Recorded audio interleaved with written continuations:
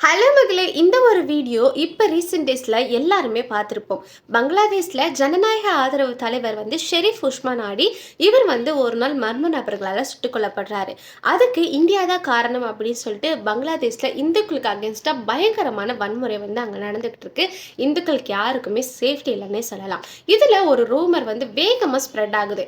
திப்பு சந்திரதாஸ் இவர் என்ன பண்றாருன்னா குரானுக்கு அகேன்ஸ்டா பேசியிருக்காரு அப்படின்னு சொல்லிட்டு ஒரு ரூமர் வேகமா ஸ்ப்ரெட் ஆகுது.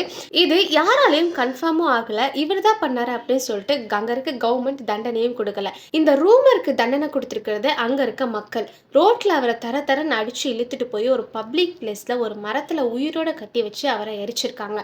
இதை பண்ணது யாருமே ஒரு 70-80 வயசு மதத்தை பத்தி ஃபுல்லா தெரிஞ்சவங்களும் கிடையாது. அவங்க பண்ணியிருந்தாலும் தப்பு தான்.